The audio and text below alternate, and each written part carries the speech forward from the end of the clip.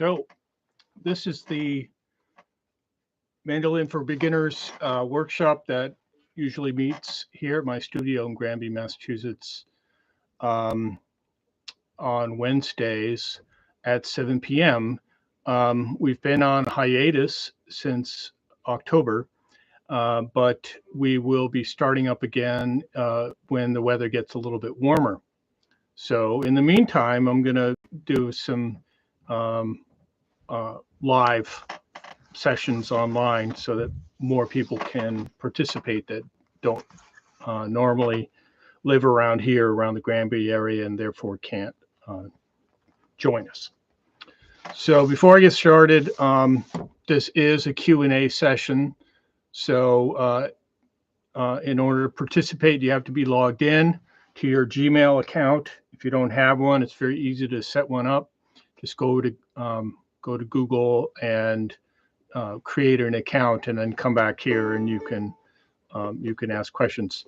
I did post this on my Facebook page, but due to some unforeseen circumstances, unfortunately, Facebook is not letting me do a live session there. So I'm going to do it here until I can do it live over there. All right. So I thought while I'm waiting for questions that it might be a good idea to go over some books that I recommend for beginners. And now, just preface this to say that the books that I recommend are ones that I find very easy and helpful to teach from. If you're looking for a book that you can use on your own, if you don't have a teacher and you want something that you can use on your own, I'm going to recommend a couple other books. Okay, so let's start with the ones that I use with my students. Now you're going to say, why is he recommending a fiddle book for learning to play the mandolin? And the answer to that is that there's no tab. No tab. Yay, no tab. So if you want to learn how to read music and not tab, then this is the book to do it. It's called You Can Teach Yourself Fiddling. It's a Mel Bay book. It's by Craig Duncan. You can find it on Amazon, or your local music store might have it. And the reason why I like it is because it's got everything you need to get started. Not just learning how to read music, but how to play. Now, the violin and the mandolin are identical in terms of how you finger them, so it applies. It's very applicable. So get this book. The other book that I recommend for beginners is the Fiddler's Fake book. Now, once again, it's a book for fiddlers. There is a mandolin version of this book. It's in tab. I don't recommend it if you want to learn how to read music, because tab is a shortcut, but doesn't give you a lot of options. So once again, the two books are You Can Teach Yourself Fiddling and the Fiddler's Fake book. Now, the Fiddler's Fake book is fantastic. It's got over 300 tunes in it, everything from bluegrass to Celtic to country music and so forth. So I highly recommend that. Okay. So let's say you want to learn how to play the mandolin, but you don't have a teacher. Like if you live in the Australian outback or something, I recommend this book. It's called Techniques and Exercises for Mandolinists by Marilyn Mayer. Marilyn Mayer is a fantastic mandolin player and teacher from the Providence, Rhode Island area, and she's top quality. So I recommend this book to everybody. It's got it's really great. It's got everything you need to know to be able to play the mandolin. So if you don't have a teacher, I recommend that. By the way, it's also available through Amazon or any place that Mel Bay books are sold. The other one that I recommend is called The Complete Mandolinist. And by the way, even if you have a teacher, I recommend you get these two books. It's got scales and arpeggios, exercises in all of the keys.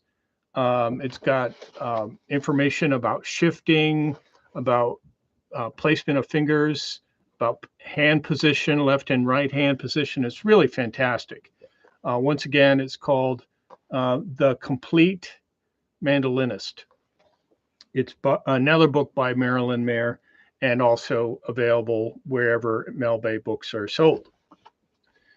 So looks like we don't have anybody and no questions. I'm going to give it another 4 minutes and then I'm going to call it an evening unless somebody comes on and posts a question or two. So this is where you would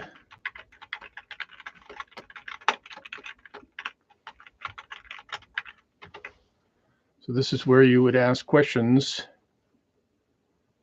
Yeah, sure. The third book was this one, Techniques and Exercises by Marilyn Mayer.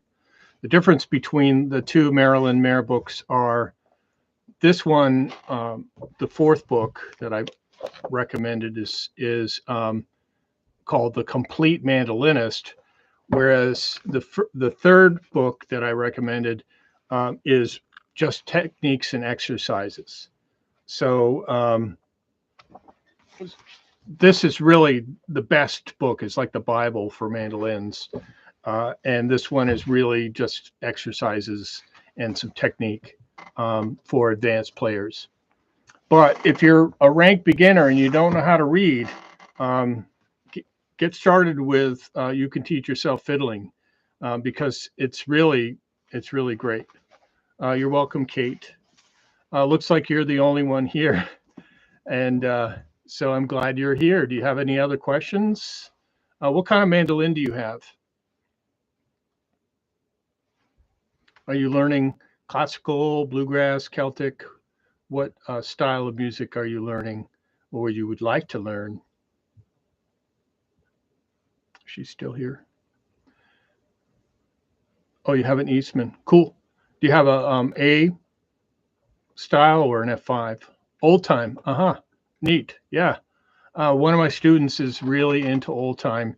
He goes around to old time jam sessions up in the hill towns, Buckland and Shelburne. These are all in Western Massachusetts.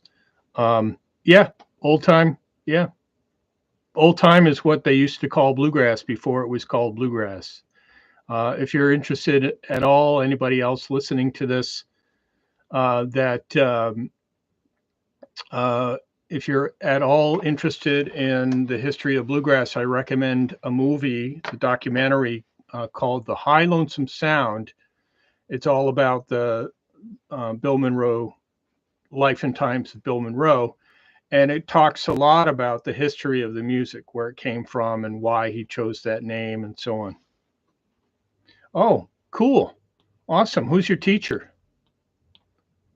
Kate, the person who's asking questions here, said she lives in Northampton and she has a teacher. And I'm just curious about who she's taking lessons from because there aren't that many mandolin teachers in the area. Josh Gordon, I don't know who that is. Well, the thing is that I'm getting up in my age and I haven't been playing out since the coronavirus. So no kidding, really. I used to teach at Downtown Sounds. I taught there from 1995 until 2009, maybe 2010, something like that. I taught mandolin and fiddle, mostly fiddle.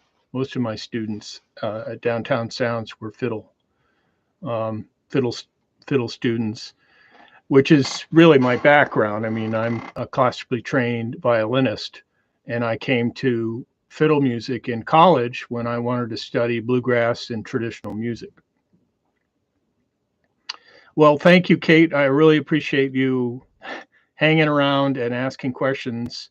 And yeah, if you can find these books, they should be at Downtown Sounds. As a matter of fact, I think I bought them there, um, all four of them. They used to, when Joe was the owner there, he used to stock the books that I recommended to my students.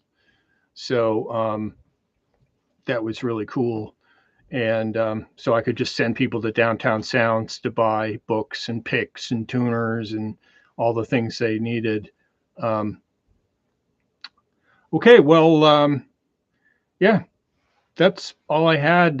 If you have any other questions, or I should invite you, Kate, if you would like to join us. We have a Celtic group class here in my house in Granby.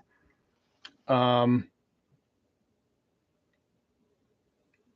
I don't understand your question. If no one else is on, what do you do in person? Uh, you mean what is a lesson with me like? Depends if you take a 30-minute or an hour lesson. If it's a 30-minute lesson, we plow through the material very quickly. If you take an hour-long lesson, there's a lot more time to go over technique, to talk about theory, and to work on specific tunes in a genre. Oh, what do I do in person? If there's nobody else here, I just go about my day, go have some dinner. So that's all I have for you. If you have any other questions, feel free to post the questions through my website or the Facebook page. Okay, thanks very much for showing up, and I hope you have a great day.